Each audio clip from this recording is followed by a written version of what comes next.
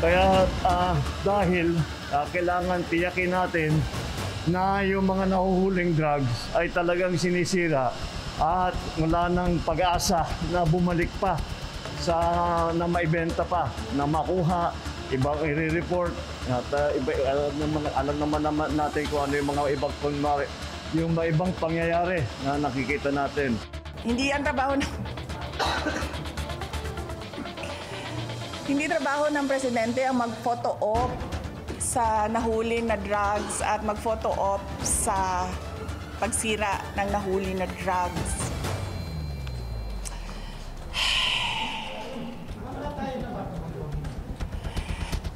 Frustration lang. Frustrated sa ginagawa ng administration. Proud si PBBM sa kanyang giyera kontra droga. Bukod sa sinasabi niyang bloodless ay wala na rin daw mangyayaring recycling sa ilalim ng kampanya. Pero hindi bilib si VP Sara rito. Puro photo op lang din daw ang Pangulo. Magandang gabi, ako si Willard Cheng. Mapapanood tayo sa Beam TV 31, Signal Channel 24, Converge 74, Sky Cable Channel 33 at Samsung TV Plus. At ako si Corina Sanchez Rojas, simulcast din tayo sa DWAR Abante Radio at 94.7 Mellow BFM. Simulan na natin ang agenda.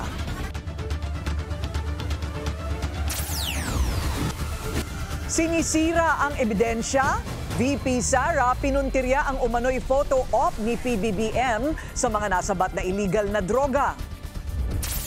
Isa pang delay, impeachment trial ng bise, posibleng mausog ulit ayon kay SP Cheese. Kamara, sinisi na naman. Higit 140 billion pesos na di umano'y pork barrel na kalaan daw para sa mga senador. Kabilang sa top recipients ang baluarte ni Senate President Cheese na Sorsogon. Hiling na interim release ni FPRRD malabo na raw pagbigyan. Bakit naman kaya? US President Donald Trump sinermona ng Israel at Iran dahil sa paglabag sa ceasefire.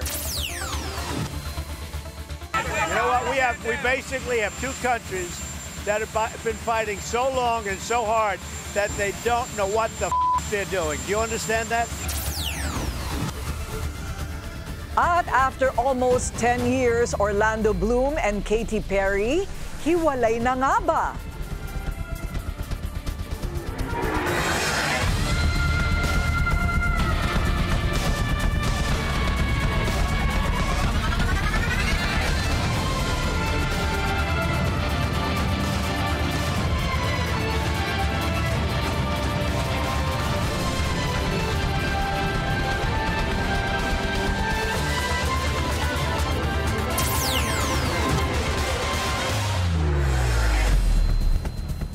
Tapos na ang maliligayang araw ng pagre-recycle ng mga nasabat na iligal na droga. Yan ang sinisiguro ni PBBM sa kanyang pinagmamalaking bloodless drug war. Kanina, binantayan mismo ng Pangulo ang pagsira ng PDEA sa bilyon-bilyong pisong halaga ng kontrabando. Ang detalye sa agenda report ni Ivy Reyes. 9.48 billion pesos o 1.5 tons na droga ang sinunog ng Philippine Drug Enforcement Agency sa Kapaz, Tarlac, alinsunod sa utos ng Pangulo sa inspeksyon nito kahapon sa PDEA headquarters. Kasama riyan ang higit 1,300 kilos ng floating shabu na nakumpiska ng PDEA. Kaya dahil kailangan tiyakin natin na yung mga nahuhuling drugs ay talagang sinisira at wala nang pag-asa na bumalik pa na maibenta pa, na makuha, ibang i-report. At alam naman natin kung ano yung mga ibang pangyayari na nakikita natin. Kilo-kilong shabu, liquid shabu, cocaine, toluene, lidocaine and expired medicines ang ipinasok sa incinerator na ito. Ayon sa Philippine Navy, may Chinese markings ang mga nahuling pakete, kaya malamang sinasadya raw ito ng China. We don't have to look far. From the side of law enforcement, they look for evidence. On the military, we look for indicators. It appears that it is not far-fetched that this could be another effort of the Chinese Communist Party. Sa panayam ng Billionaire News Channel kay Nanette Castillo, nanay ng biktima ng drug war ng dating administrasyon, naway totohanin daw ng Pangulo ang bloodless promise ng kanyang anti-drug campaign. Pero hanggang ngayon, wala umano siyang tiwala sa kapulisan, lalong-lalo na sa PIDEA. Dahil noong mga nakaraan administrasyon nga po, ganun ang ginagawa. Yung nahuhuli pong droga ay yung iba po sinusunog, yung iba doon tawas na, tapos yung iba po ay nare-recycle. Yun naman po talaga yung nababalitaan natin. Tapos po, yun nga po, nagiging biktima ng EJK po nung nakaraang administrasyon ni Duterte. 2 buwan matapos umugong ang kaso ng pagpatay kay Kian De Los Santos, sumunod ang 32 anyos niyang anak na si Aldrin. Kaya naman ang arestuhin si former President Rodrigo Duterte dahil sa bloody war on drugs nito, ni walang awang naramdaman si Nanette.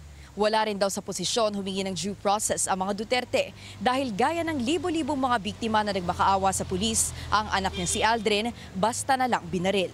Para sa Agenda, Ivy Reyes, Billionaire News Channel.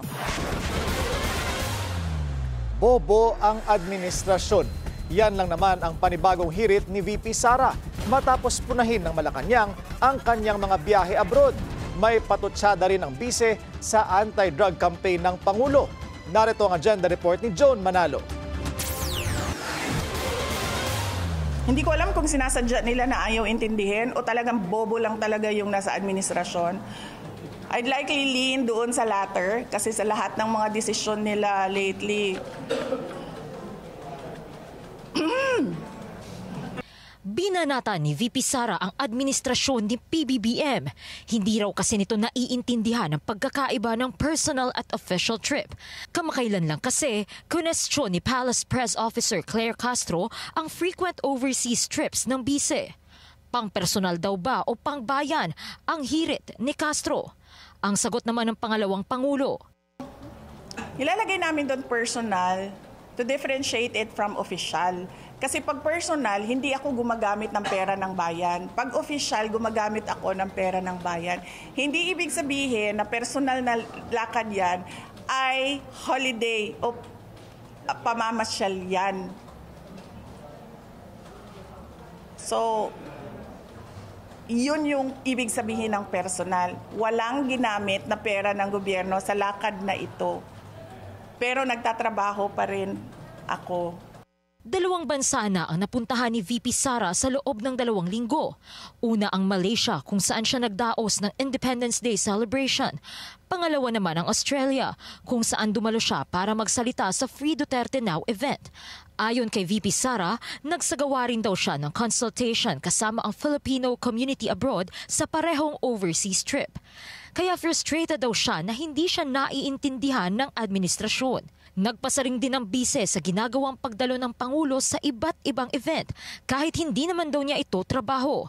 Ngayong araw kasi, sumama si PBBM sa pagsunog ng 9.48 billion pesos worth of confiscated drugs sa Tarlac.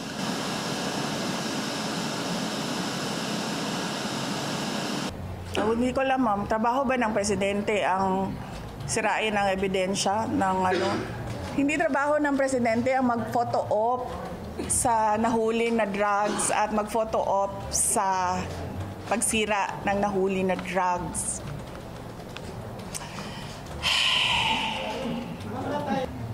Frustrated sa ginagawa ng administration. Masyado pa rin daw maaga para sabihing successful ang sinasabing bloodless drug war ni PBBM. Para sa Agenda, Joan Manalo, Billionaire News Channel. Be dismissed!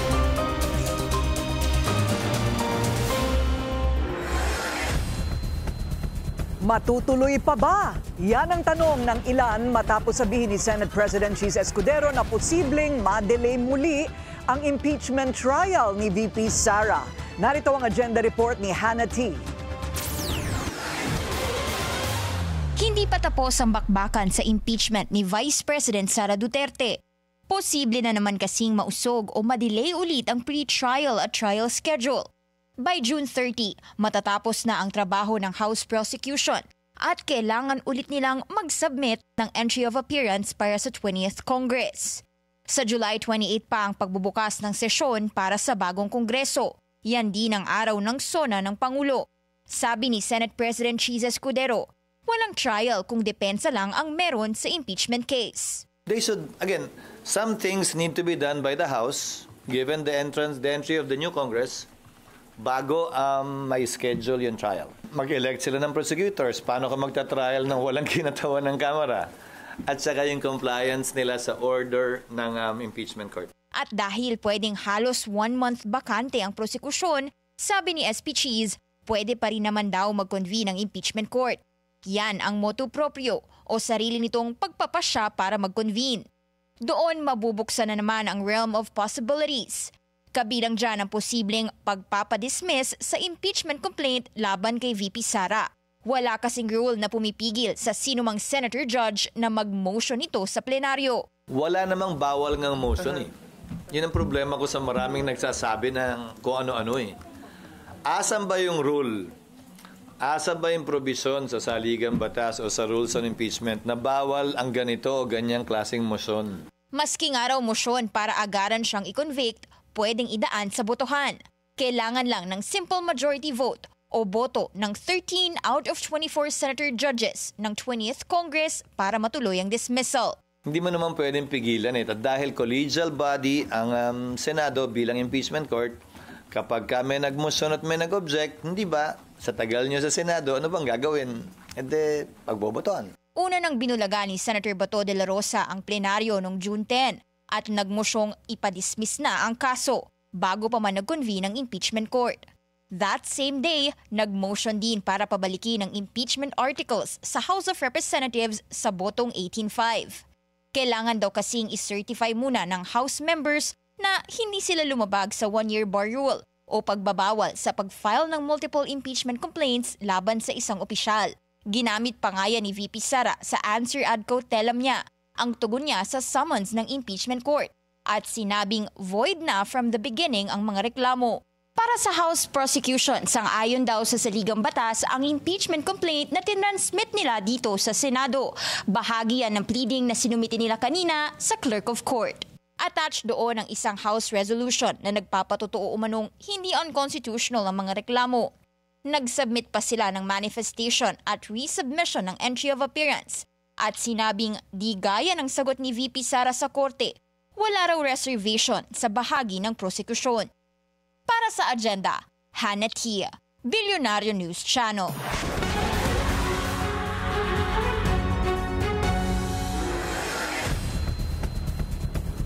Lumabo pa ang tsansa na pagbigyan ng ICC ang hirit na interim release ni FPRRD. Ang dahilan, malakas pa rin daw ang impluwensya ng dating Pangulo. Ang detalye sa agenda report ni Joash Malimban. Kung dati may 50% chance na pansamantalang makalaya si former President Rodrigo Duterte, ngayon bumagsak na raw ito sa 10%. Yan ang banat ni ICC Assistant to Counsel, Attorney Cristina Conti, matapos sumagot ang Office of the Prosecutor sa urgent request for interim release ng kampo ni FPRRD. Sa itsura nito, di lumiliit talaga yung tsansa na makalaya si Duterte. Kasi sa pagpapakita ng Office of the Prosecutor, maski sila nag-aagam-agam na palayain si Duterte. Kumbaga sa ngayon, walang basehan ang pagpapalaya kay Duterte. Sa dokumentong inihain noong June 13, sinabi ng legal counsel ni FPRRD na si Nicholas Kaufman na hindi tinututulan ng prosecution ang request for interim release ng kanilang kampo. Mayroon na rin daw isang state party na willing kumupkop sa dating Pangulo. Paniwala ni Conti, bluff lamang ito ni Kaufman. Ang proseso usually ay may mag-a-apply ng interim release. Ipapaalam ng ICC doon sa kaniyang mga member states na, uy, may nag-a-apply. May gusto bang mag-sponsor? Hindi normal or hindi usual na may arigluhan na yung nag-a-apply at saka yung bansa. Kaya akala namin parang wow, na-cut short yung processes. May ilang general grounds kung bakit mariing tinututulan ng ICC prosecutor ang pansamantalang paglaya ni Duterte. Una, kinakailangan daw ang continued detention ni Duterte para masigurado magpapakita siya sa trial. Kinokonsidera kasi nitong flight risk ang dating Pangulo dahil hindi niya tinatanggap ang jurisdiction ng ICC. Ikalawa, may kakayahan daw si Duterte na makialam at mailagay sa panganib ang investigasyon dahil malawak pa rin ang kanyang impluwensya at malaki ang kanyang financial resources. Ikatlo, hindi raw dapat pansamantalang palayain si FPRRD para hindi na siya muling makagawa ng krimen.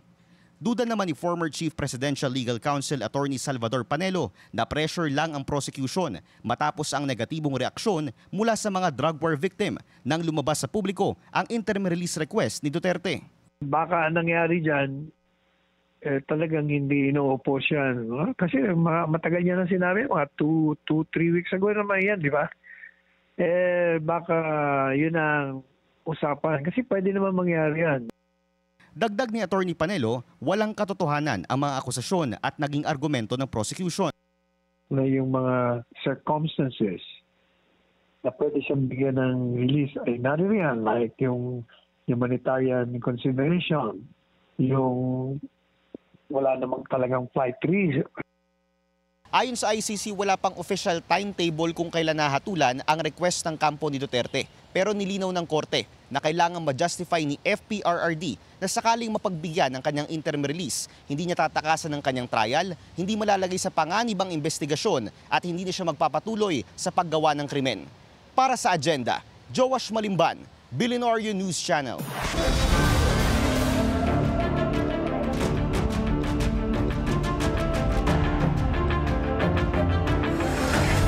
Sinermonan ni US President Donald Trump ang bansang Israel at Iran dahil sa umano'y paglabag nila sa ceasefire. Nabanas din siya sa ilang US news outlets na nagpapakalat daw ng fake news tungkol sa sigalot sa Middle East.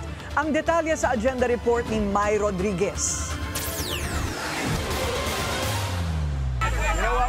We basically have two countries that have been fighting so long and so hard that they don't know what the they're doing. Do you understand that? Hindi ikinatuwa ni US President Trump ang paglabag ng Israel at Iran sa ceasefire. Mas nairita si Trump sa Israel dahil sa pag-atake nito ilang oras matapos i-anunsyo ang truce. Depensa ng Israel na unang umatake ang Iran na itinanggi naman ng Tehran. These guys got to calm down. Ridiculous. I didn't like plenty of things I saw yesterday. I didn't like the fact that Israel unloaded right after we made the deal. They didn't have to unload. And I didn't like the fact that the retaliation was very strong. But in all fairness, Israel unloaded a lot. Matapos pagalitan ang Israel at Iran, media naman ang pinuntirya ni Trump. Iniulat kasi ng CNN at New York Times na buhay pa ang nuclear program ng Tehran sa kabila ng pambobomba ng Estados Unidos sa nuclear facilities nito. Fake news lang ito, ayon kay Trump. Giit niya, obliterated ang mga nuclear site sa Iran. Para sa agenda, May Rodriguez, Billionaire News Channel. Balik Pinas na ang unang batch ng mga OFW na naipit sa digmaan sa Middle East. Inaasahan naman ang pag-uwi ng iba pang mga Pilipino sa mga susunod na linggo. Narito ang agenda report ni Paulo Barcelon. 31 Pinoy mula sa Middle East ang nakauwi na Martes ng gabi matapos matenga sa Hamad International Airport sa Doha, bunsod ng airspace closure na idinulot ng Iranian missile attack sa Qatar. Kasama sa mga na-delay si Migrant Workers Chief Hans Leo Kakdak na siyang namuno sa mga operasyon ng repatriation mula sa Israeli-Jordanian border. Sa 30 nakauwi, 26 ang caregiver at hotel staff sa Israel. Isa rito si Mang Armando na 2 taon nagtrabaho sa isang hotel sa Israel. Sa loob ng isang araw, 5 alarms, 4 alarms, ano na yun. Kahimbingan ng tulog mo, mag-a-alarm, bababa ka na naman, pusaakyat ka na naman. Pag ikaw na nakatira sa 7th floor, bababa ka to shelter, so pagod at puyat ang kalaban mo. Kabilang din sa mga umuwi ay mula sa Jordan, Qatar at Gaza. Ayon kay Secretary Kakdak, mahigpit nilang minomonitor ang sitwasyon para malaman kung kailangan ng palawigin ang deployment ban sa iba pang bahagi ng Middle East. The expertise belongs to the DFA along those lines, so we will have to await the alert level notices, the raising of alert level or lowering of alert levels or maintenance of an alert level. makatatanggap ng tig 150,000 pesos na cash aid ng mga nakauwing OFW mula sa DMW at OWA at karagdagang 10,000 pesos mula sa DSWD. Mahigit 300 Pinoy ang nagpalista para sa repatriation at inaasahang darating ang mga susunod na batch sa mga susunod na araw at linggo. Para sa Agenda, Paulo Barcelon, Bilyonaryo News Channel. At kaugnay po niyan, makakausap natin ngayon si Philippine Ambassador to Israel, Eileen Mendiola. Magandang gabi sa inyo, Amba. Magandang hapon sa inyong lahat, Corina. Yes, ma'am. So, kumusta na po ang sitwasyon dyan sa Israel as we are speaking now? So, since nagkaroon ng ceasefire kahapon, between Israel and Iran brokered by the US, nagkaroon ng notification yung Home Front Command ng Israeli government saying na as of 8 p.m. last night, Israeli time, normal na yung sitwasyon. So today, coming to work, punong-puno na yung kalsada ng traffic, ng mga tao naglalakad. So it's back to normal na dito sa Israel. So paano po yung mga na-repatriate o yung nauwi dito po sa Pilipinas? Parang maling timing ba o mabuti na rin at aabisuhan na rin po ninyo? You would advise them to just go home for the meantime? Actually, yung pagkakaintindi ko din kasi dun sa repatriation, many of these want to go home for good na rin. So, walang intention na bumalik. So, at that time when we were planning for it, that was what the situation needed. No? That was what the situation called for. Ngayon, meron pa rin naman gustong magpa-repatriate ngayon, and we're planning to send back about 20 this week back to the Philippines. Again, these are people who also feel that they are safer back home. And wala na ring intensyon na bumalik pa dito sa Israel. So ang mga bumabalik po, Amba, ay mga pamilya rin? Meron din po mga buong pamilya na bumabalik ng Pilipinas? Meron. Aha. So so you're saying that the people who prefer to stay, yan po yung mga talagang desididong magtrabaho pa rin? Tama ka, Corina. Yung actually may listahan kami ng mga 340 requests for repatriation na naitala na namin even before the it's a number that continues even that started even before the outbreak of the Iran yung conflict with Iran. And of this number, unti-unti na may pumapasok na tawag sa amin na nagba-back out na because they prefer to stay here. I see. Okay, so how serious do you think is this quote-unquote ceasefire dahil hindi po ba't nanermon si US President Donald Trump na hindi nga po daw sumusunod ang Iran at Israel at may lumabag sa kanyang tinawag na ceasefire? Ano po do you think it's serious and it will be sustained? I think ang tamang sagot dyan siguro, we're all hopeful that the ceasefire will be sustained. Siguro ang barometer ko na lang kahapon, Israel, yung mga kababayan natin, they were able to sleep 8 hours at least of good.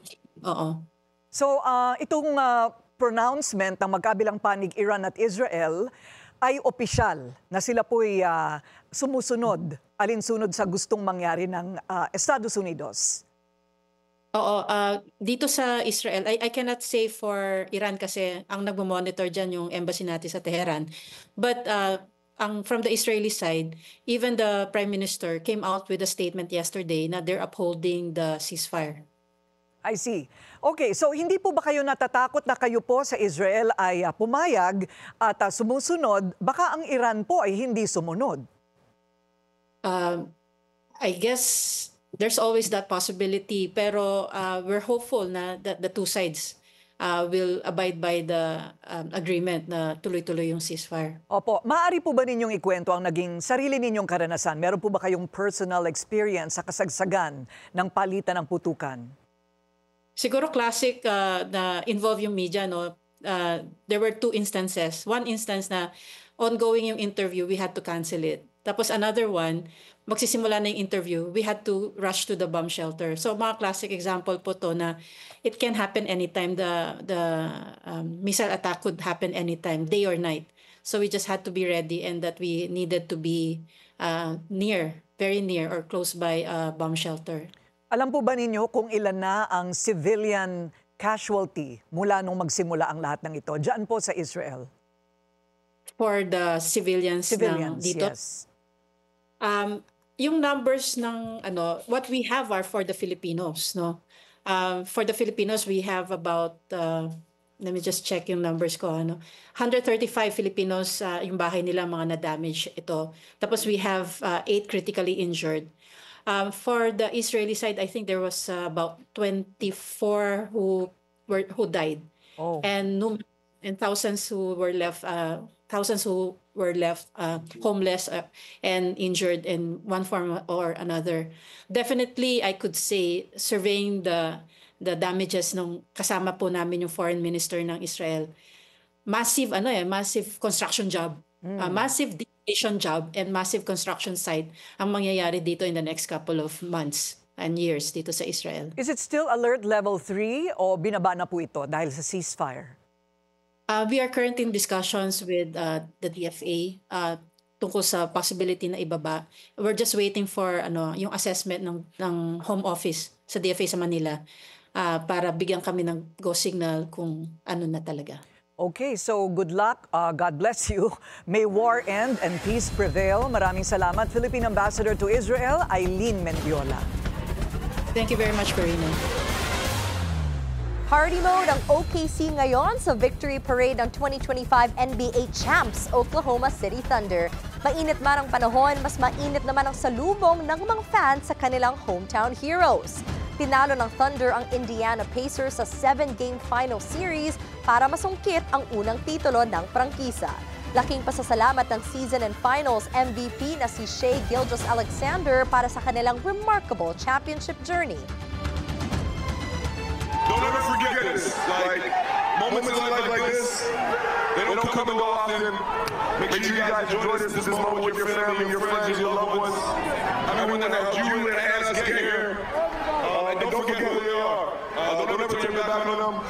Just like us as a team, just like us as a community, just like us as a city of Oklahoma. A lot of the world doesn't see it, like you said, but everybody in this arena, in this city, that has been with me for the last 6 years. They were chanting MVP when I was averaging 19 points on a 20-win team.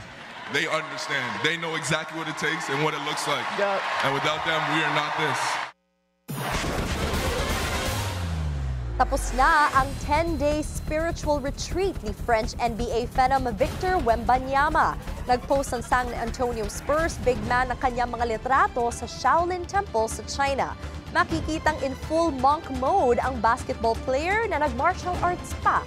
Sumailalim sa retreat si Wembanyama matapos magtamo ng shoulder injury dahilan ng kanyang early exit sa NBA season.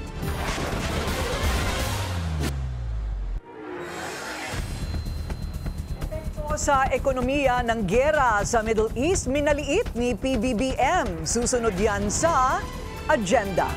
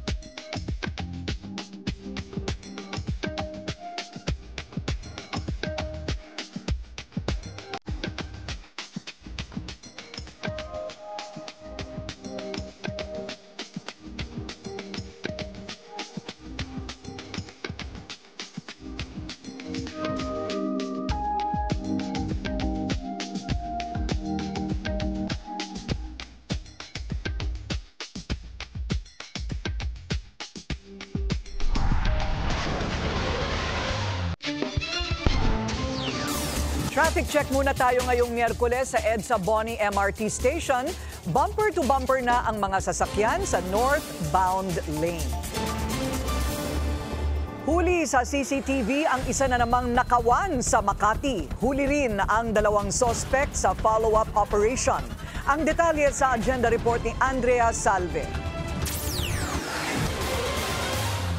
Nabalot ng takot ang sanay masaya at payapang hapunan ng magkakaibigang ito sa isang kainan sa Makati City. Bigla na lang kasing sumulpot ang dalawang lalaking balot na balot ang katawan at nakasuot pa ng mga helmet. Pareho silang may bitbit na baril. Dinampot ng lalaking nasa pintuan ang bag ng isa sa magkakaibigan. Pumasok naman ang isa pang sospek. Tinutukan niya ng baril ang biktimang naka-jacket at saka hinablot ang cellphone nito. Hinigpitan man ang hawak sa cellphone. Kalaunan ay wala na rin itong nagawa kundi magpaubaya dahil sa takot. Tangay ang gamit ng mga biktima, lumabas sila, sumakay sa dalang motor at mabilis na umeskapo. Nang mahuli sa tagigang dalawa, itinuro naman nila kung saan nakatago ang mga ninakaw na gamit. Kinailangan pa itong hukayin ng mga pulis dahil nakabaon ito sa ilalim ng lupa. Kasama na rin daw dito ang mga nauna ng ninakaw ng mga sospek. So ibig sabihin, may mga previous robbery involvement itong dalawang ito. Siguro ang kuha nila nakiramdam muna sila, no? Kung kailan nila i-dispose yun o maaaring maghanap muna sila ng buyer noon bago nila ibenta yon. Naibalik sa mga biktima ang kanilang mga gamit kabilang na ang mamahaling mga camera at cellphone. Nabawi rin ang mga baril ng dalawa. Tumanggi nang humarap sa camera ang mga suspect na nasampahan ng kasong robbery at illegal possession of firearms. Kasunod ng insidente, muling hinimok ng Makati PNP ang publiko na agad mag-report sa mga otoridad kapag naharap sa kapahamakan. Para sa Agenda, Andrea Salve, Billionaire News Channel. PNP goes digital sa paglulunsad ng isang app. Sa isang click, they promise to be at your service. Ang detalye sa Agenda Report ni Francis Volpe. Mula sa presinto at sa mga kalye, ngayon nasa cellphone at gadget na rin ang mga mamang pulis. Formal lang inilunsad ng PNP Communications and Electronic Service ang PNP Services mobile app. Isa itong modern at centralized platform na nag-aalok ng iba't ibang police service. Layon ng app na mapalapit ang komunikasyon sa pagitan ng PNP at publiko na isa sa mga priority ni PNP Chief Nicolas Torre. Nandun po pwede nyo pong makita po doon yung mga official websites and official social media accounts po ng ating mga PNP units. Nandun din po yung mga telepono. Nandun na rin po naka-incorporate sir yung 911 on how to use the 911 mechanism. Nandun na rin po yung tumatayo na rin po na isumbong system po na yan. Ikinatuwa ng publiko ang makabagong approach ng PNP. Pati ang 5-minute response time na pangako ng 911 emergency hotline. Mas magandang yung mabilis. 'Di ba? Andiyan ka agad, hindi yung tapos na saka lang darating. Mas more reliable na sila ngayon kaysa noong dati. Kasi dati parang manual eh. It's a welcome development kasi syempre we want the services of the government particularly ng PNP na maging accessible to ordinary Filipinos. So, yeah, welcome development po yung app. Mababawasan ng pila sa PNP sa pagkuha ng mga application ng mga tungkol sa baril, sa license. Para ma-access, i-search lang sa Google Play Store ang PNP Services. Sa ngayon, available pa lang ito sa Android devices. Kaya hiling ng iOS users, we want the services of the government to be accessible to as many people as possible. So, syempre hindi lang naman Android users yung nangangailangan ng mga serbisyo ng gobyerno. Sana maging available din siya sa Apple users. Pinag-aaralan na rin ang pagsama nito sa eGov app ng national government para mas maging accessible sa publiko. Kasabay sa paglunsad ng mobile app ng PNP, ibinalik naman ang kanilang Physical Fitness Conditioning Program o Polistenix, alinsunod sa utos ni Chief PNP na bawal ang may malaking tiyan sa serbisyo. Importante raw kasi na matikas at malusog ang pulis para mabilis makaresponde kontra krimen. Saklaw din ng programa ang mental health sa kanilang hanay. Gagawin ng Polistenix tuwing Martes at Huwebes sa lahat ng unit ng PNP nationwide. Para sa Agenda, Francis Polbe, Billionaire News Channel. Kamot ulo ang mga pasahero ng LRT2 kaninang umaga. Marami kasi ang hindi nakasakay dahil sa isa na namang aberya. Narito ang Agenda Report ni Pierre Pastor. Abala sa pagpasok sa trabaho at eskwela ang dulot ng paghinto ng biyahe ng LRT2 mula Recto hanggang Antipolo Station kaninang umaga. Na-late si Vincent sa kanyang appointment sa UST dahil pagdating niya sa Masinag Station kanina, di na siya pinapasok. Usually 30 minutes lang. So, pero mukhang ngayon mangyayari magiging 1 hour and 30 minutes na dahil sa abala. Maagang umalis ng bahay si Jamaica at sa Cubao lang siya pupunta pero hindi niya inaasahang mahuhuli siya. Kasi dapat makakaluwag ka sa daanan tapos komportable yung biyahe. Diba? Tapos hindi ka makabiyahe gawa ng walang LRT. Ayon sa LRTA, nagkaroon ng degraded operations ang LRT2 dahil sa isang technical problem na mula raw sa Transformers 5 and 6 na nasa Santolan at Anonas area. Dahil dito nakatakbo lamang ang mga LRT trains sa pagitan ng Cubao at Recto stations. Agad naman nagpadala ang LRTA ng libreng shuttle service para sa mga stranded na pasahero. Nagpadala rin ng tulong ang MMDA at Philippine Coast Guard. Bandang alas 11:30 ng umaga, balik ang full-line operations ng LRT2 matapos maisaayos ang problema. Pero magpapatuloy pa rin daw ang libreng shuttle ride hanggang bukas June 26. Para sa Agenda, Pierre Pastor, Billionaire News Channel. Handang magbigay ng proteksyon at legal assistance ang DOTR sa uploader ng viral video ng nagkarerang bus ng GV Florida sa Nueva Vizcaya. Kasunod ito ng banta ng bus company na magsasampa ito ng kaso laban sa kanya. Pagtitiyak ni Transportation Secretary Vince Dizon, walang dapat ikatakot ang uploader dahil buo ang suporta ng ahensya sa kanya. Hinihikayat din ng ahensya ang publiko na i-report sa kanila ang mga driver na pabaya at abusado. Walang significant impact sa ekonomiya ng bansa ang sigalot sa Middle East ayon kay Pangulong Bongbong Marcos. Manageable pa naman daw ang presyo ng langis kaya hindi na kailangang ilabas muna ang fuel subsidy para sa transport sector na nagkakahalaga ng 2.5 billion pesos. Dagdag ng Pangulo, hindi na dapat tumaas ang presyo ng langis dahil may ceasefire na sa pagitan ng Iran at Israel. Pero patuloy pa rin daw ang pag-monitor ng economic team sa sitwasyon.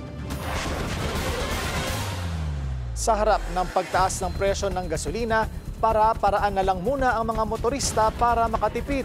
Muli namang nabuhay ang usapin sa oil deregulation law. Yan ang agenda report ni Paulo Barcelon.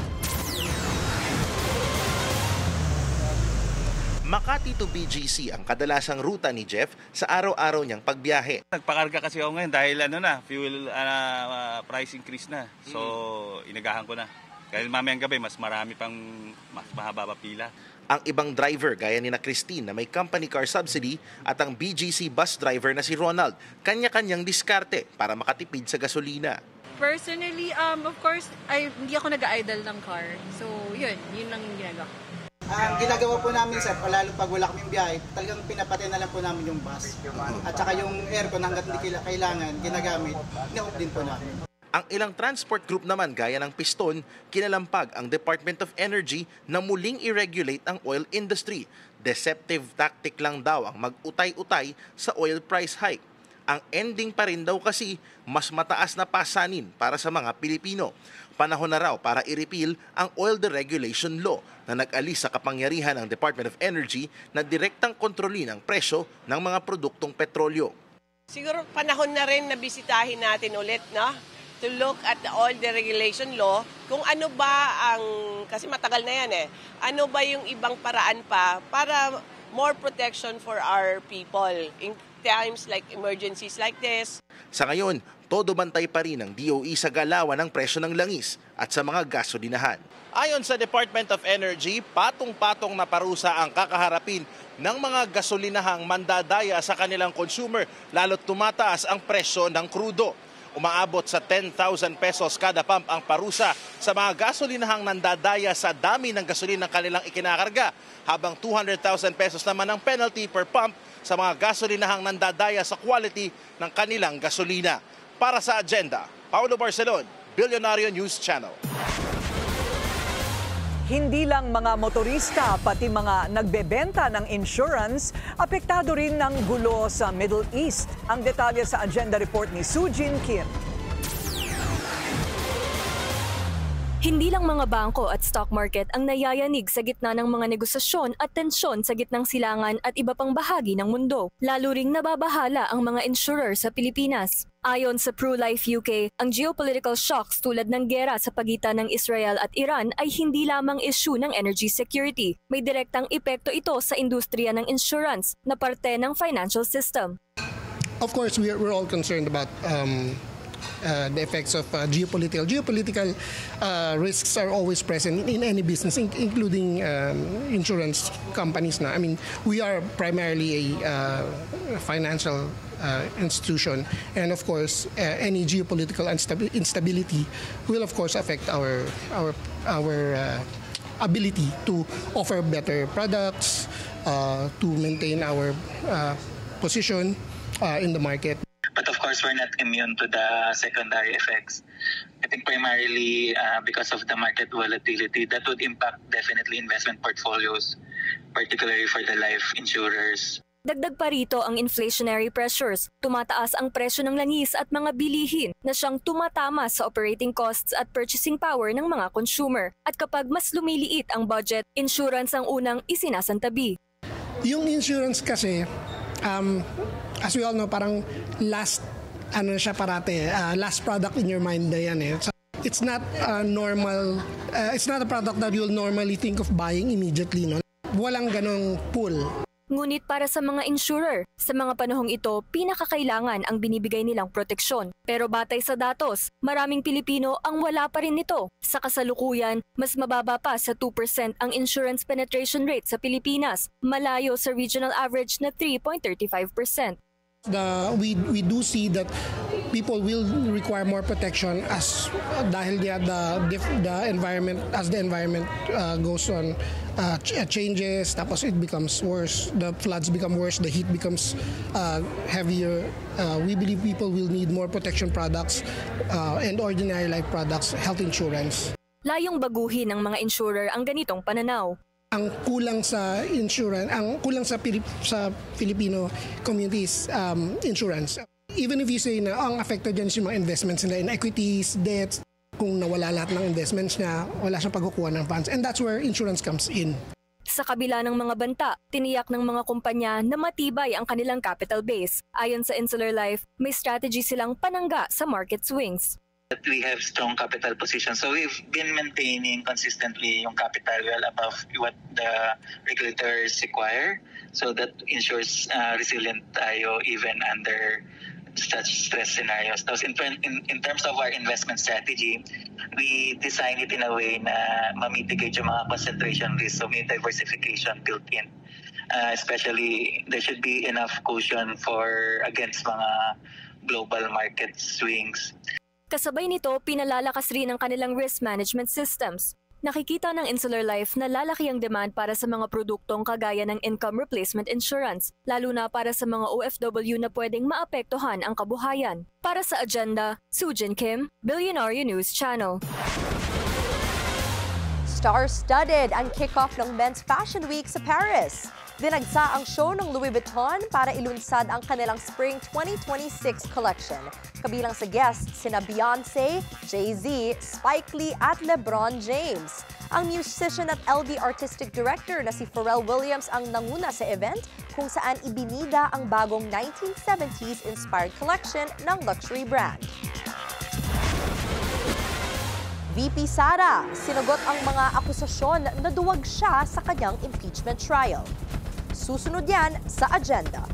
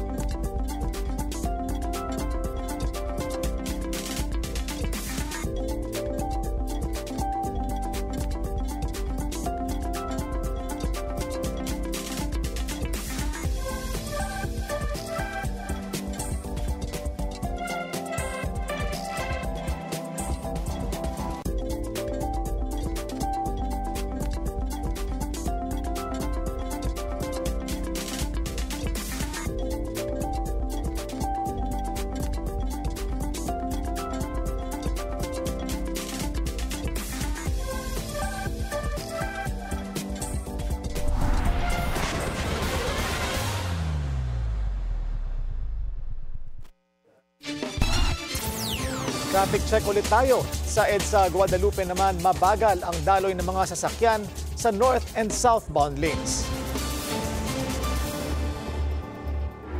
Handa na ang Philippine Coast Guard sa retrieval operations para sa missing sabongeros na inilibing umano sa Taal Lake.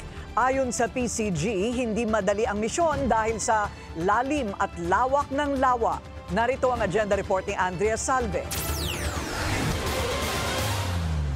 Aminado ang Philippine Coast Guard na malaking hamon ang pag-recover sa mga labi ng tinaguriang missing sabongeros. Kasunod ito ng pahayag ni Justice Secretary Boying Rimulya na kakailanganin nila ang tulong ng technical divers ng PCG para ma-verify ang revelasyon ni alias Totoy, isa sa mga akusado na sa Taal Lake inilibing ang umano'y higit 100 sabongero. Although may mga experience ang ating mga technical divers, pero as per history ng kanilang mga operations, I think they just dive hanggang 100 meters in depth lang. Ang magiging challenge talaga sa operation na to, if ever, no, ang lalim ng Taal Lake. Sa pagdedetalye ng akusado, ginamitan ng tie wire ang mga biktima na sangkot umano sa game fixing at double crossing bago inilibing sa Taal Lake. Ayon sa PCG, may lalim na nasa 170 meters ang lawa. Upon issuance ng statement ng Secretary Rimulya that time, nag-deploy na ang Coast Guard District Southern Tagalog ng ating tao to conduct the seaborne patrol operations. And naka-standby na rin naman po ang ating mga technical divers. Dagdag pa ng Coast Guard, lahat ng factors na posibleng makaapekto sa operasyon ay titingnan at ikukonsidera, lalo na ang Alert Level 1 na nakataas sa Taal Volcano. Sa huling update ng DOJ, ibinahagi nitong meron na silang corroborative evidence na susuporta sa mga revelasyon ni alias Totoy. Para sa agenda, Andrea Salve, Billionaire News Channel. Sanib puwersa ang iba't ibang law enforcement agencies para mabigyang linaw ang kaso ng missing sabongeros.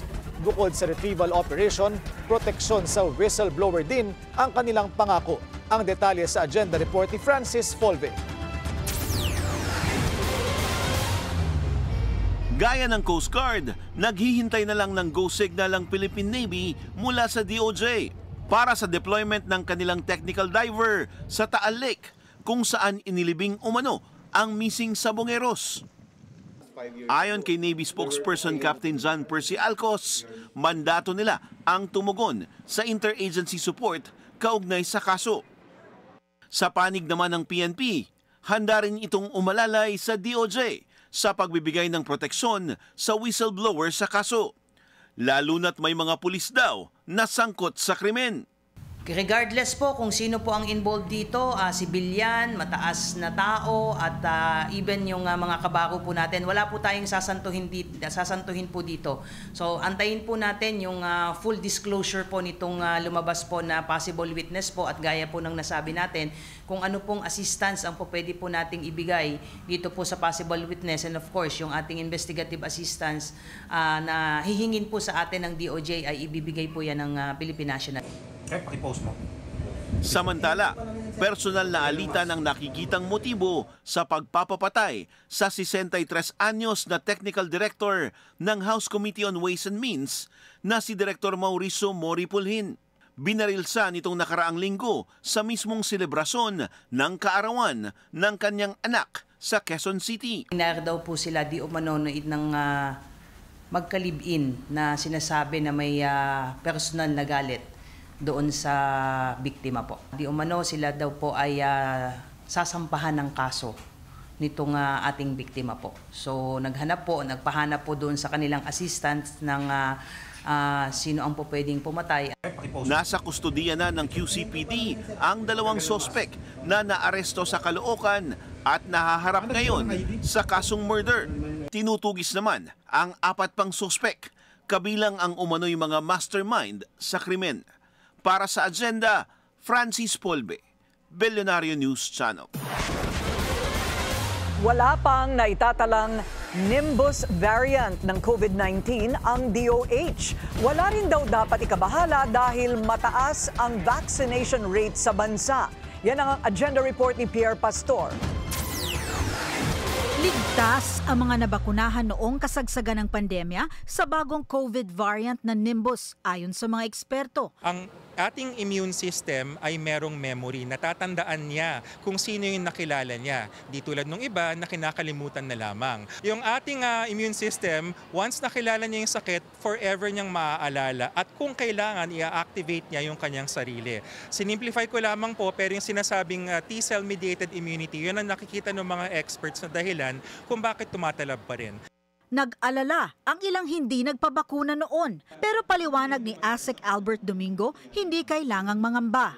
Mataas po ang ating vaccination rate sa Pilipinas, 70-something% ang vaccinated po. Kaya yung sinasabing ring-fenced or herd immunity, HERD, sa Tagalog po, pinapaligiran ng mga bakunado, yung pong mga hindi nabakunahan. Kaya hindi ganong kadali yung paghawa ng mga sakit. Ayon sa DOH, wala pa ring Nimbus variant sa Pilipinas. Walang bagong sintomas na lumabas. Nagkakalagnat pa rin na kagaya ng sa ibang variant at masakit naman talaga ang sore throat. Ang mahalaga ay wala daw oxygen desaturation sa Nimbus variant. Noon, nung unang panahon, yung Alpha variant, yung Delta variant, bumabagsak yan, bumababa ng 60, tapos nag-i-intubate, tapos sa kasamaang palad nawawala. Hindi po ganon si NB181, hindi nagkakaroon ng oxygen desaturation. Talagang yung ating mga mild symptoms ng Para makasiguro, payo ng DOH ang kalinisan ng katawan at madalas na paghuhugas ng kamay para maiwasan ang pagpapasa ng mga nakahahawang sakit.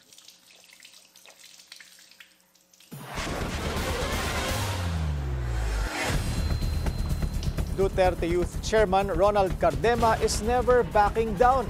Kung hindi raw kasi sila bibigyan ng pwesto sa Kamara ngayon, Senado ang target niya sa 2028 elections. Ang detalye sa agenda report ni Joash Malimban.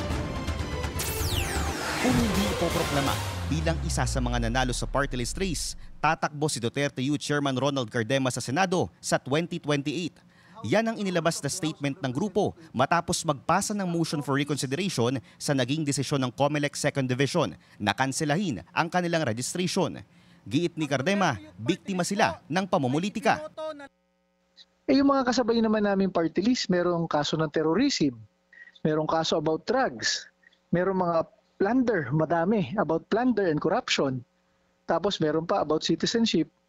Hindi naman sila pinigilan, nakaupo naman. So yung halata mo talagang pinupoliticize ka lang. Nagprotesta naman sa harap ng COMELEC ang Kabataan Tayo ang Pag-asa o KTAP, ang youth election watchdog na muling bumuhay sa nakabingbing DQ petition laban sa Duterte Youth. Panawagan nila sa COMELEC Unbank, tuluyan ng ibasura ang registration ng Duterte Youth. Yung pag-file niya ng motion for reconsideration, yung mga attempts to even run for the Senate, it's just a low-blow escape from accountability. It's an escape from justice. But then again, andito ang mamamayan upang hatulan siya ng tunay na demokrasya at hustisya. Ang mga Duterte, mga allies nito, katulad ni Cardema, na tinatakasan ang batas na mayroon tayo, humanda kayo. Kasama ng KTAP sa protesta ang Gabriela Women's Party List na nasa 55th place sa party list race.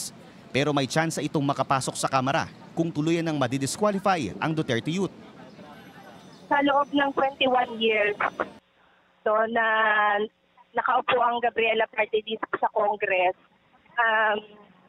striking ang kanyang mga track record sa pagtulong at pagpasa ng mga batas na nasa interes ng mga kababaihan.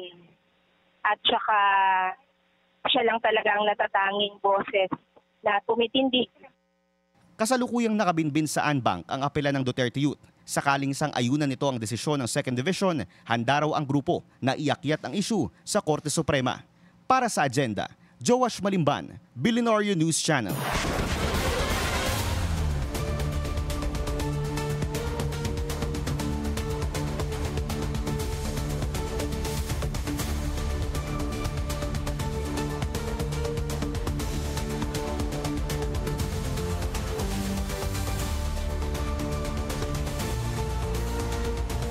Ang country's oldest collegiate league sasabak na rin sa esports competition. Yan ang agenda report ni Paulo Barcelon live mula sa Pasig City kung saan inilunsad ang esports kickoff ng NCAA. Paolo, anong mga laro ang featured sa unang torneo? Good evening, Erica. Mobile games ang unang bibida sa NCAA Esports na siyang gagawin nga simula ngayong Hunyo. Ayon kay NCAA Esports Event Chairman Melchor Divina, lahat ng 10 school ng liga ang makikilahok sa inaugural tournament for Mobile Legends Bang Bang ng NCAA Esports. Sisimulan ngayong Sabado, June 28, ang unang round ng kompetisyon at gagawin ang on-site playoffs sa Philippine Game Development Expo sa July 25 to 27. Dagdag pa ni Divina, paraan daw ito para makilala lalo ang talento ng esports players sa bansa.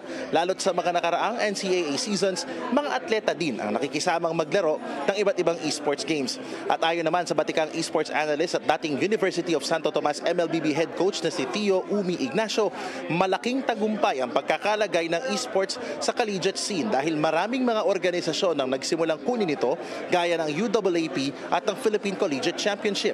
Ani Ignacio, importante rin daw na ang mga sa magiging atleta na nabigyang prioridad ang kanilang pag-aaral. Ika nga, Erica, students first, athletes second.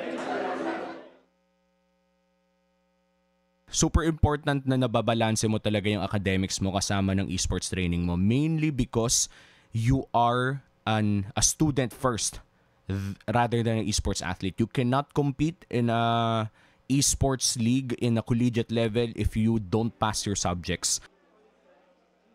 Center for Esports, where esports has already been talks for over years. Lamang sa mga estudyante kundi maging sa alumni ng mga eskwelahan. Bagay na talagang tumatatak at nagbibigay suporta sa NCAA at iba pang collegiate leagues.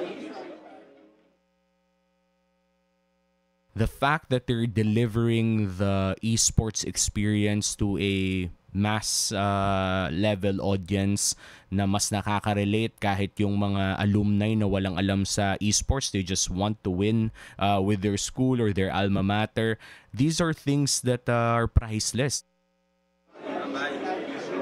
Erica, ngayong December 2025 sa Season 101 ng NCAA ay 2 esports titles naman yung lalaroin. Yan ay ang Mobile Legends Bang Bang at ang Valorant. So pag-aaralan within the next 3 years kung ito ba ay magiging regular ng bahagi ng NCAA. Pero bukod sa NCAA ay mayroon ding Season 3 ng Philippine Collegiate Championship ngayong taon kung saan lalahok din ang NCAA schools at iba pang mga major scholastic or academic tournaments sa iba't ibang lugar ng bansa. Tampok naman dito ang Mobile Legends Bang Bang din, maging ang Call of Duty Mobile at nasa 500,000 pesos, kalahating milyong piso ang inaasahang tournament prize pool sa torneyong ito na gagawin simula September hanggang November of this year. Balik sa iyo, Erica. Wow, Paolo. Okay, just to clarify lang, no, ang itong esports tournament na ito, magiging regular, magiging parte na ba siya ng regular activities ng NCAA calendar or sadyang special event lang muna ito?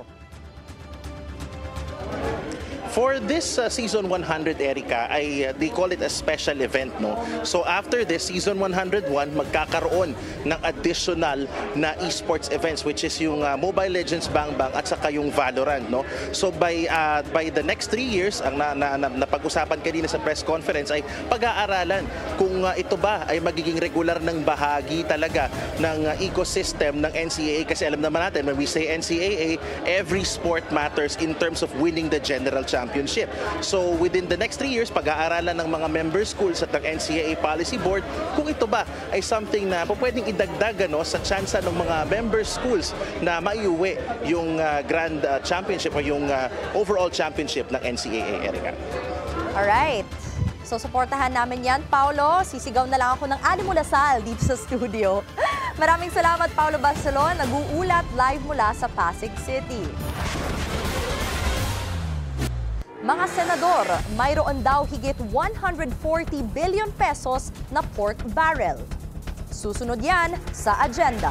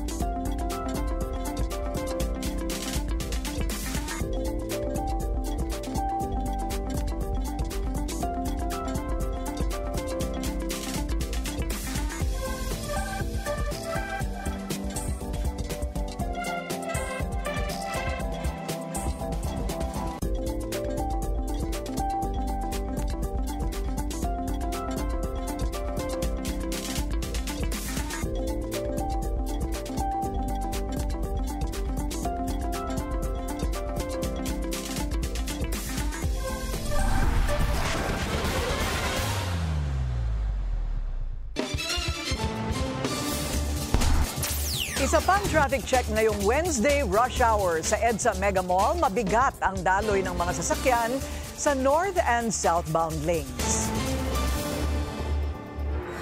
Hindi naman duwag kundi sumusunod lang. Yan ang depensa ni VP Sara. Dahil bloodbath man anya ang kanyang hanap sa impeachment trial, iba ang gusto ng kanyang mga abogado. Ang detalye sa agenda report ni John Manalo. Gusto ko ng bloodbath, pero iba ang gusto ng mga experts and sila yung binabayaran ko. Bloodbath pa rin ang nais mangyari ni VP Sara sa kanyang impeachment trial. Pero handa raw siyang respetuhin ang opinyon ng kanyang lawyers. Kaya answer ad cautelam ang kanilang isinumite sa Senate Impeachment Court bilang tugon sa writ of summons. Matatanda ang sinabi ni House Prosecution Panel spokesperson Attorney Antonio Bucoy na hindi ito ang kanilang inaasahang klase ng bloodbath. Ito yung tinatawag na wagging the dog, na mas pinapalitaw na mas importante ang procedure kesa constitutional law and principles, substance. Ang importante is the substance. Those who cannot address the substance, they rely on technical procedures, which is what she did here. Paliwanag ng bise, ako yung client. May sarili akong gusto. Meron akong mga abogado. Siyempre nagbabayad ako sa kanila for their professional services. At yun yung expertise nila. As a client,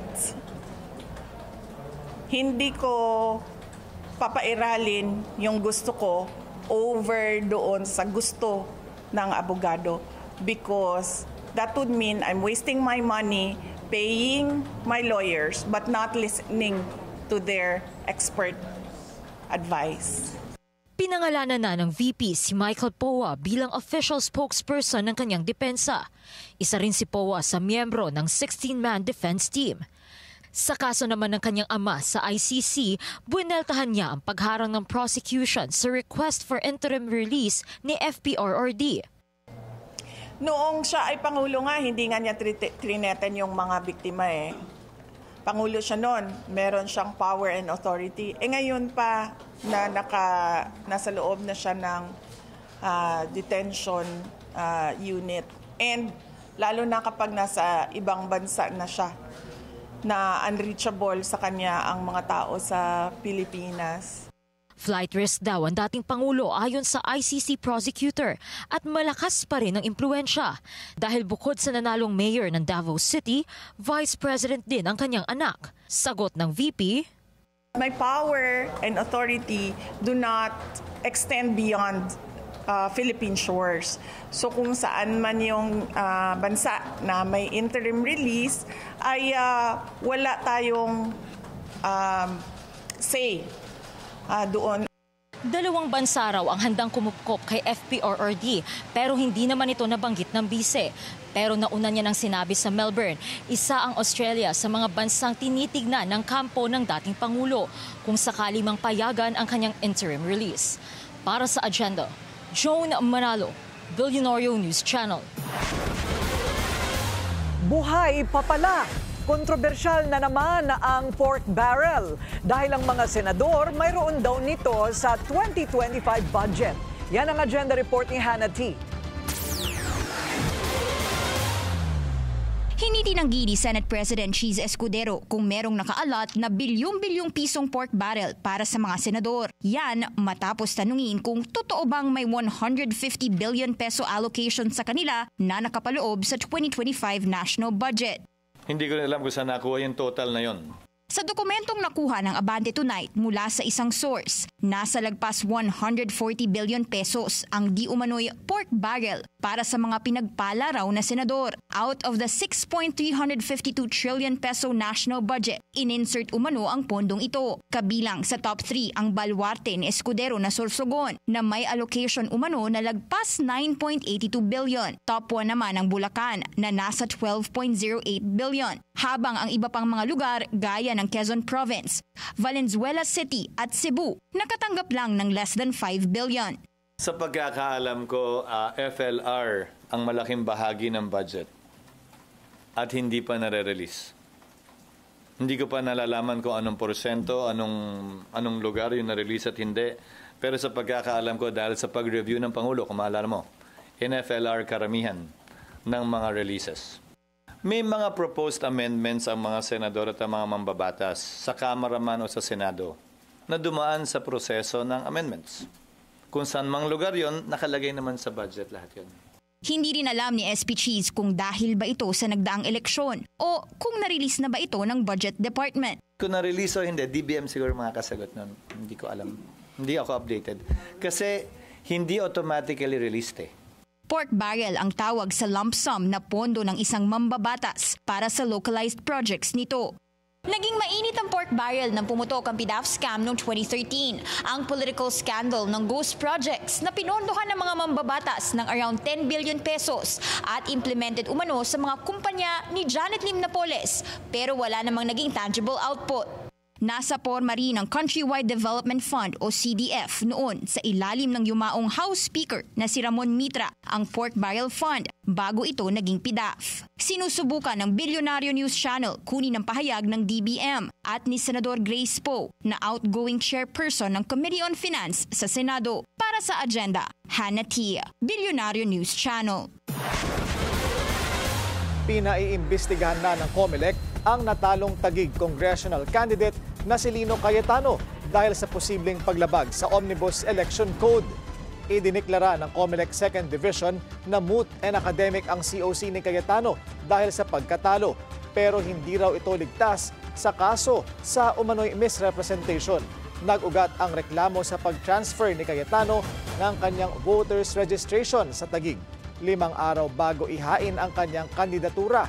Sakaling matuloy ang pagsampa ng kaso sa dati ring alkalde, maaari siyang maharap sa 6 na taong pagkakakulong at disqualification sa paghawak sa anumang posisyon sa gobyerno. In the United States, tinapos na ng prosecution ang defense ang presentation of evidence sa sex trafficking trial ni dating hip-hop mogul Sean Diddy Combs. Sa kanilang presentation, nagpakita ang kampo ni Combs ng mga text messages kung saan sinabi umano ng kanyang Phil-Am ex-girlfriend na si Cassie Ventura na love niya ang rapper. Patunay din daw ang mga mensahe na na-enjoy ni Ventura ang paglahok sa drug-fueled sex parties known as freak-offs.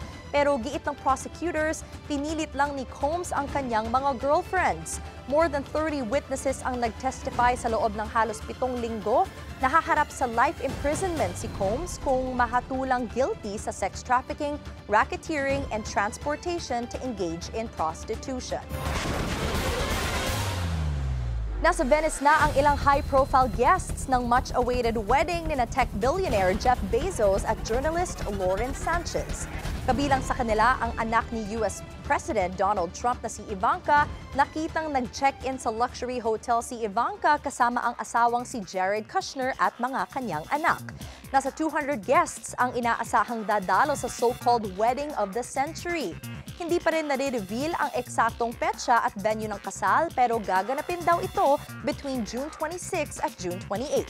2019 na nakumpirma ang relasyon ni Bezos at Sanchez at na-engage naman sila noong 2023. Usap-usapan naman ang posibleng soft launch ni Orlando Bloom as a newly single man sa wedding ni Jeff Bezos at Lauren Sanchez. Ayon sa TMZ, solo flight na dadalo sa kasal si Orlando, may plans pa nga raw ang aktor na mag-bar kasama si Leonardo DiCaprio. Nasa world tour ang fiancé ni Orlando na si Katy Perry pero iniintriga na ring hiwalay na sila after almost 10 years. 2016 nang nagsimula ang love story ni Orlando at Katy Perry at nag-break sila noong 2017 bago nagkabalikan the following year. Na-engage ang dalawa noong 2019 at may isang anak. Cast at direktor ng bagong Superman film gumawa ng halo-halo. Susunod yan sa agenda.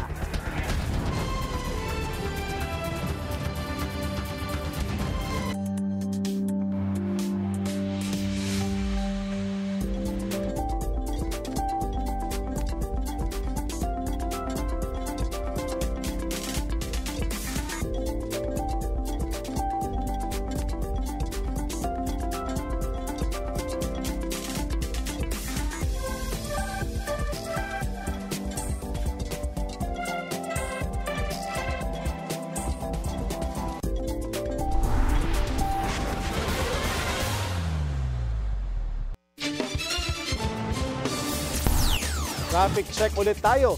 Sa EDSA White Plains naman, moderate to heavy ang daloy ng mga sasakyan sa north and southbound lanes.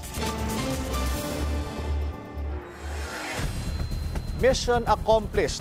Balik bansa na ang BRP Teresa Magbanwa matapos ang trilateral maritime drills kasama ang US at Japan. Narito ang agenda report ni Andrea Salve. Matagumpay nang nakabalik sa bansa ang BRP Teresa Magbanwa. Lulan ang higit 100 tauhan ng Philippine Coast Guard. Bit-bit nila mula Kagoshima, Japan ang mga natutunan sa katatapos lang na trilateral maritime exercise kasama ang kanilang Japanese at American counterparts.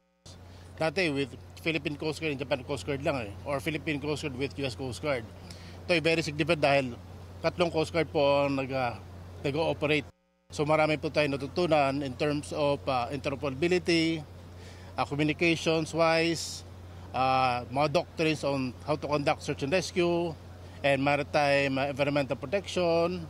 Maliban sa skills training, sinuri rin ang Magbanwa at hindi naman ito nakitaan ng problema. Isa ito sa mga barko ng Coast Guard na makailang beses nang humarap sa pambubuli ng China. Dapat itong mga barko natin laging umaandar. Kasi itong mga barko natin, ito yung lifeblood ng Coast Guard. Pag wala yung barko, wala yung Coast Guard Sa 3 araw na sanib puwersang pagsasanay, wala pa naman daw dumadating na ulat tungkol sa anumang interference sa kabuuan. Looking forward din ng PCG sa iba pang partnerships, hindi lang sa Japan at US, kundi pati na rin sa Indo-Pacific region. Para sa agenda, Andrea Salve, Billionaire News Channel. Hindi lang sa dagat at himpapawid natatapos ang balikatan ng Pilipinas at Amerika. Dahil ang US Army nakibrigada eskwela rin sa Philippine Marines, Air Force at Coast Guard sa Palawan. Nagpunta ang tropa sa mga classroom at nag-ayos ng mga upuan at lamesa. Ayon sa US Embassy, hindi na bago ang kanilang pagtulong sa mga government initiative at disaster response. Patunay nila ito ng matatag na relasyon ng Pilipinas at Estados Unidos. Malapit na ang palitan ng pamunuan sa Cebu. Kaya si Governor-elect Pam Baricuatro bumisita sa Kapitolyo. Nasa Camotes naman ang outgoing governor na si Gwen Garcia. Narito ang agenda report ni Marian Uy. Hello! Umaga kanina sa unang pagkakataon bumisita si Governor-elect Pam Baricuatro sa Legislative Office ng Kapitolyo. Sinalubong siya ni outgoing Vice Governor Hilario Davide III. To meet you here in your office. Mabilis lang ang pag-uusap ng dalawa pero masaya ang incoming governor sa mainit na pagtanggap sa kanya ni Davide. There has to be good collaboration between the legislative and the executive. I hope to be able to accomplish that kind of relationship. Matapos mag-usap, nagsilbing tour guide at pinakilala ni Davide si Baricuatro sa ilang staff nito sa Legislative Department. Habang nasa Kapitolyo ang incoming governor, nasa isla ng Camotes naman si outgoing Governor Gwen Garcia para pangunahan ang oath-taking ng mga alkalde ng One Camotes Island ng One Cebu Party. Kasama ni Garcia ang kongresista ng 5th District na si Duke Frasco at incoming Vice Governor Glenn Soco. We are very proud of our congressman and Deputy Speaker who also took a stand og siya karon gidayeg sa kadaghanan sa tibuok Pilipinas, Deputy Speaker Duke Frasco. Muling sinabi ni Garcia sa harap ng mga opisyal ng Camotes na magtulungan lalo na't ilang araw na lang bago na muli ang administrasyon ng Cebu. Pipila na lamang kaadlaw mahumana ang akong termino ug mosulod ang bag-ong administrasyon. Kiningin yung panaghiusa makita ninyo nga hagiton. Your unity will be tested time and again. But I have faith in you. Isang linggo bago siya aalis sa pwesto, pinarangalan ng Cebu Provincial Board si Governor Gwen dahil sa kanyang dedikasyon bilang public servant. Sa July 1, itinakda ang inaugurasyon ni Baricuatro sa Kapitolyo. Para sa agenda, Mary Ann Uy, Billionaire News Channel, Cebu. Tiba-tiba si businessman turned lawmaker Leandro Leviste. Kikita lang naman siya ng 34 billion pesos dahil ibinenta na niya ang shares niya sa kanyang kumpanya na SP New Energy Corporation. Higit 14 billion shares ang ibinenta ni Leviste sa Meralco Power Gen Corporation sa halagang 20 billion pesos. 1.8 million shares naman ang binenta sa public shareholders na higit 2 billion pesos. Ang dagdag na bilyones galing sa additional investments ng Meralco para sa solar projects ng SPNEC. Nag-divest si Leviste para mag-focus sa pagiging congressman ng 1st District of Batangas. The OT4 is finally complete. Sa kanilang first group photo ahead of their comeback tour, gumawa sina Blackpink Jisoo, Rosé, Jennie at Lisa ng 4-leaf clover with their hands. Nako, kamay pa lang yan pero na-excite agad ang mga blinks. Request nila, what if selfie naman ang next?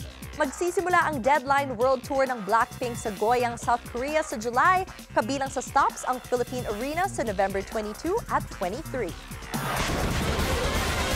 Halo-halo but make it super. Sumalang ang bagong Superman na si David Corenswet sa Pa-Make a Halo-Halo Challenge ni Lumpia Queen Abby Marquez. Kasama rin niyang game na game ang bagong Lois Lane na si Rachel Brosnahan at direktor na si James Gunn.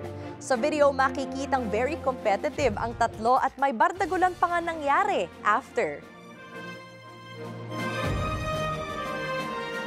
Look at what David is doing. He's doing doing better than the others. Yours is very Christmassy, David. That looks so nice. It's too early for. Try to keep the center a little bit vacant. Oh no, We're gonna that's put where the ice flan cream goes, on right? top. I know from experience that some people at this table are not great at taking direction. Oh my god. Do I look like a chef? Okay, and look at that. How can you mix that? You said bountiful, and I got Nobody takes overexcited. direction. That is trashy looking. What? that looks like. Wait, it looks like you're 3 years old. Later on, may lucky fans na nakatikim ng mga halo-halo masterpiece na Corenswet, Brosnahan at Gunn. Manila ang first stop ng kanilang global promotional tour para sa upcoming Superman film. Ilalabas ang pelikula sa mga sinehan simula July. Wow, ang tagal na nila dito, ha? Yes. Oo. Pero actually, nandun na sila sa Brazil. They're in Brazil Yes, already. Ay, yes. kala ko pa naman pwede ako makitoast I ng wish. halo-halo kay Superman. Oo. Hindi siya nakapagbalot, ano? Pampatibay ng No, tuhod ni hindi nga Superman. eh. Hindi nakapagbalot. Oo, hindi na niya kailangan Hindi na mapatibay ng tuhod. Ikaw naman, oo. Alam mo, ang Kasi- ambisyonin natin, ganito, Oo. meron akong gustong ipagawa sa'yo. I-trace mo nga kung kamag-anak ko yung napangasawa ni Jeff Bezos. Di ba Sanchez din ang Yes. apelyido? Feeling ko hindi. Ha? Feeling mo hindi? Kasi mas maganda ka doon ng Wow! Milya. Eh, pero journalist din siya, di ba? Journalist din siya. Baka hindi nagkakalayo. Malay mo, alam mo, Malayo sa hanapin itsura. mo yung connection na yan kasi para maimbita tayo sa mansyon. Pwede, sige. Pilitin natin. Pilitin Pwede, natin. Baka Malalaman 1%. natin sa DNA test. Oo, kahit medyo malayo ang itsura namin. Ano. Yun pala, Malayo kanina pinsan mo pala siya. Oo, malay natin. Ito ang mga panahon na hinahanap na natin ang ating mga kamag-anak kapag kaapelido at ganyang kayaman. Totoo. Nakalibiste rin ako. Ay, hanapin natin kung meron kang ano. Pipilitin ko. Oo, pipilitin mo maging kamag-anak ni Leandro Leviste. Baka pag... Oo, 34 billion pesos. So he is now the richest, would he lawmaker, be? it seems, yeah. Lawmaker and napakabata. Kahit isang solar panel lang. Congratulations! Sana magpaulan ng solar panel. Yan. At yan, ang ating agenda ngayong gabi. Ako si Willard Cheng. Ako naman po si Erica Christensen Lee. At ako si Corina Sanchez Rojas. Sa bawat issue may anggulo. At ang balita may agenda.